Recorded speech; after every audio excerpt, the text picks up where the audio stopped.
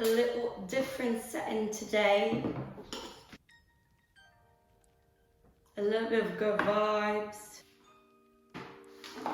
So I have my laptop here in front of me because me knowing me, I will talk a lot and maybe talk a lot of crap. Yeah, and to keep myself, in the guidelines of what I want to say, I'll sometimes be looking at my laptop. But first of all, welcome everybody. If you're new here, my name is Reyes and this is my channel called Journey to Success. And if you're one of my subscribers, welcome back, baby. And you've probably already seen it on the title. We're gonna talk about the cancel culture right now. And what does that have to do with the journey to success? Well, I will tell you along the way. You're gonna find out in the video. So stay tuned, keep on watching, and yeah, let's start. First, keep yourself hydrated if you drink coffee. But yeah, first of all, cancel culture.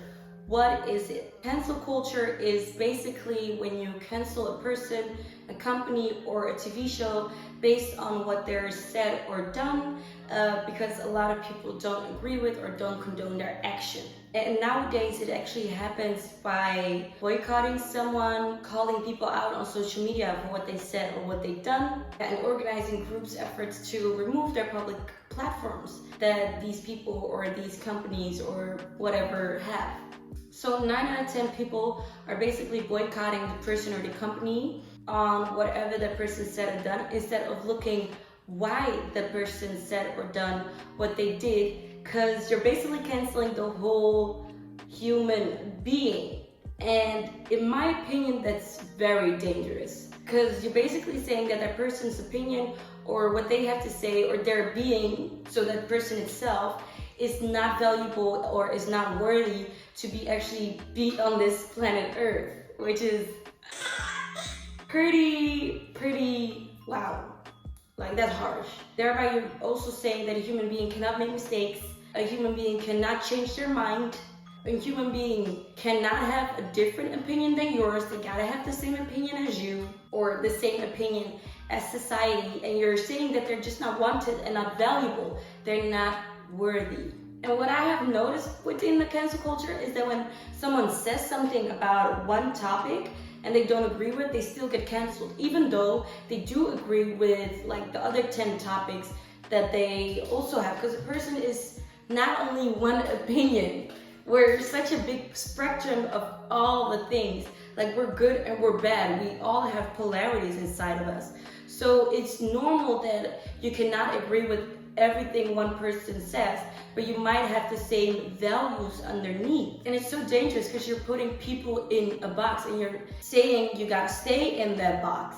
And people will not feel encouraged enough to just try things out or say things and learn from those mistakes and then evolve further. And I think one of the things that make people successful is that you try things out, you have your own opinion, you learn from it, or your opinion changes, and then you learn even more. Because it is try and error. And basically with the cancel culture nowadays here, you're basically saying try and error, no, you have to do it right in one go. That's just not possible. And I myself have friends from different societal boxes, so to say. And what I have noticed is that we agree on a lot of things, and maybe like 1 or 2 topics that we don't agree with. But that doesn't mean I'm gonna cancel that person, because that person is still a good person at heart. We still share the same values about certain things. We still have fun with each other. And like, who am I to judge them on only just because we don't agree on one topic? And 9 out of 10 times is based on their experience with something. It really depends on from what perspective you look at things, because they have a different history than I do. So of course they're gonna have a different opinion about certain topics than that I do. But as long as we talk about it and try to understand each other, try to ask as many questions as we can, and try to come at the root of why they feel the type of way that they feel, and therefore have this certain type of opinion about something. I'm not saying this to shame or judge anybody, because everybody's entitled to their own opinion, but this is just a video as a friendly reminder of what cancel culture basically does with people. Nowadays, we have Andrew Tate, which is a topic that is spoken about a lot on the internet. And basically a person also that is being cancelled. I think, yeah, he's being cancelled. And he has a very strong opinion about everything, about how you should run your business, how you should eat healthy, exercise, but also a very strong opinion on relationships, women. And I've actually spoken to a few people who are they do agree with Andrew Tate. Only the difference is they have been following him for like years, for like 4 to 5 years. And they are not following him per se for the relationship advice that he gives or his opinion about relationships and females, but they're more so interested on how the other topics are, on the things he talks about business, on the things he talks about health and other mindset stuff that they do agree on. And I was like, wow, they're so strong because they're not canceling him, because they also do see the other good things that he does, you know? And I feel like it's really easy to just cut someone off just because he's very unapologetic in the way he says things. It's very harsh. But if you look at that, you could also say that Gary Vaynerchuk, for example, is also a person that says things very harsh. But I totally agree with everything that Gary Vaynerchuk says. But the way he says it sometimes can trigger people. If it triggers you, it means that somehow you can relate, but you don't want to relate, because that means you have to hold a mirror against yourself and really be honest that what he's saying here, does that apply to me? And I think, and I'm not sure, I'm just, talking out of my mind. I think that if you get triggered by something Andrew Tate says, you should go inside and look, why are you being triggered by what he said? And I'm not saying that the things he says about women are right. That's not what I'm saying. I'm saying that if he triggers you about certain topics, why is that? And instead of going into the comment section and bully him, which I think a lot of people don't like when it happens to them, so why would you do that to another person, is to look, why is that triggering me? Why are his words triggering me so much? Why do I want to cancel him on one topic?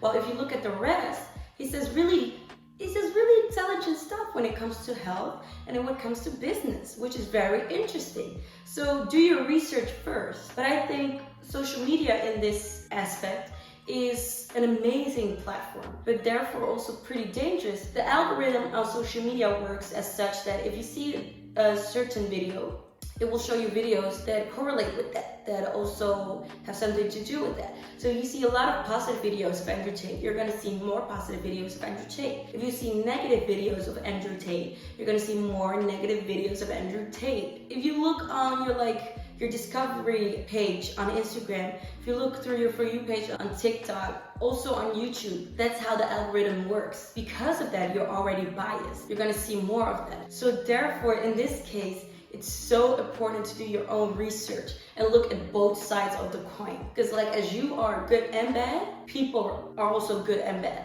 The whole world revolves around polarity. Because if you don't have polarity, how are you ever going to learn from something? How are you ever going to, evolve as a person and as a society? And it's so easy for you to just then write someone off and not even look into why you feel that kind of way. Because maybe you have a certain opinion about something that most people would not agree with, or most people would be like, okay, that's a bit strange. If you know yourself that you have that, why are you so quick to judge someone else? Me, myself, I get very confused nowadays by society on how certain things work. Supposedly, a lot of people, most people are feminists. So being a feminist is that you believe in equal rights for men and women. That's it, just equal rights. It's not that you're pro-women only or whatever you believe in equal rights for men and women. But then, a little example. Body positivity movement nowadays. I feel like it only applies for women and not for men. When women are slightly overweight, but they feel comfortable in their body, they feel good, they're like, I'm still sexy, they get praised for it, they get cheers for it, they get put on covers, they get interviews, you name it, they get praised, it's like a good thing. But when a man has the same thing, slightly overweight, but feels super comfortable in his body, feels like he's on top of the world, he gets fat shamed. They get shamed, it's like, oh, but you're a man, you should be healthy, did that, da-di-da-di-da. People have a lot to say. So I feel like that is already not equal, right? But when it, and I feel like there's a lot of things in society where it's happening a lot. And I'm not saying that it's good or it's bad, it's just, in my opinion, if you're supposedly a feminist, it should all, in that way, also be equal. At the same time, men and women are not equal by biological. They're not equal. Men and women are different, but men and women both have their own unique set of qualities that make them so beautiful that they're still equal in the sense of respect. But of course, a man is going to be stronger than me. Biologically, a fact. Some things are a fact that men and women are different, and that's okay. I think that's a beautiful thing because we all have our own set of beautiful qualities. But if you're gonna look at things like that, like the body shaming, in my opinion, that's a weird way of, saying that it doesn't apply only on females, it applies. And then you're not being equal anymore. Then I feel like there's something that's not right, in my opinion. And another example is, I myself I was vegan for 5 years. And I just recently decided to eat meat again because I had a lot of problems with hormonal acne, a lot of belly problems because I just stopped with the pill and all the hormonal stuff, and I'm just natural now. So my body had to, adjust and find its own course. So I did my research, and when I was doing my research, I stumbled upon a video of a female who was been, I think, 12 years or maybe 15 years. She was vegan and then decided also to to go over to animal products again, because she also had done research and she also was having problems with hormonal acne and she was not feeling as fit anymore as she was before. So she was telling her experience about that and why she did that. And in the comment section, it was so brutal. It was so brutal because people had become vegan because they saw her become vegan. They were basically doing what she was doing, and the moment she stopped doing it because she felt it was not right for her body, people got mad and started canceling her. And I think that is because the character gets attacked, because it gets them thinking like, did I actually go vegan for the right reasons? Or did I go vegan because everybody was going vegan and, I want to fit into the society?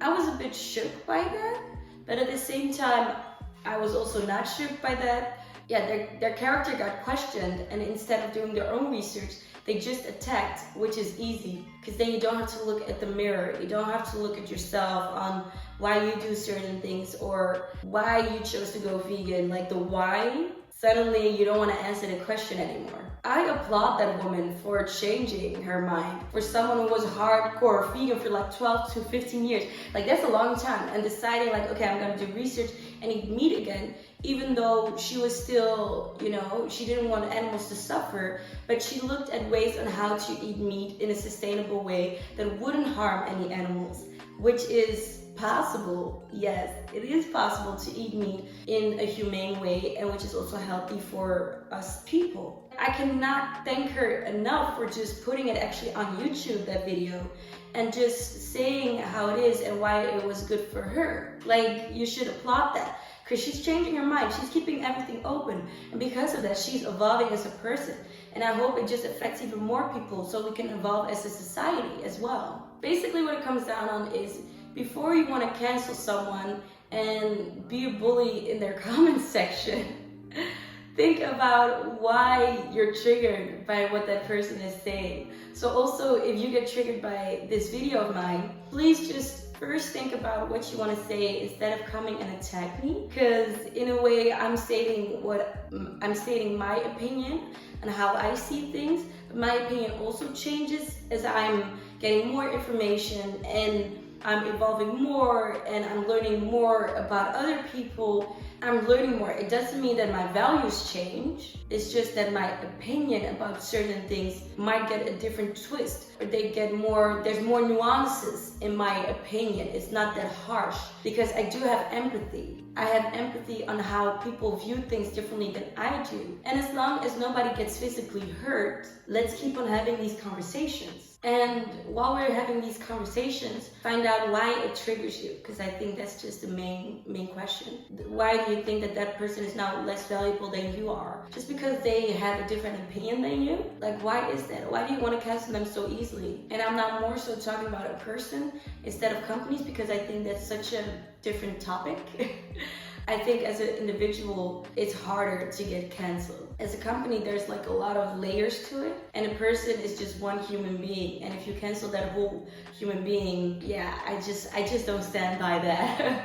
So I just don't agree with the cancel culture. So yeah, as we as a collective can just have empathy for how we go about it, how we talk about it, and how we find out why it's so triggering for us, then I think the cancel culture doesn't have to exist. You know, when people have said something and they've apologized for it and they're not doing it anymore, why just not give them a second chance? Like, you also do it with your friends, so why just write someone off that you don't even know? You don't even know that person, you're just seeing one side of them online, on the internet. Yeah, that was the video of this week.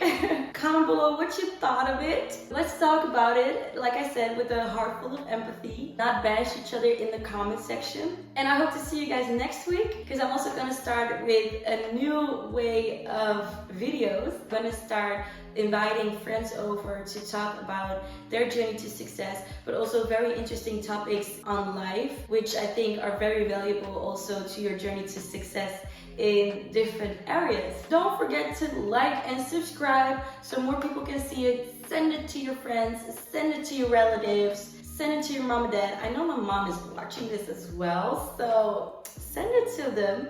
And I hope to see you guys next week, and enjoy your day or your evening. Bye bye.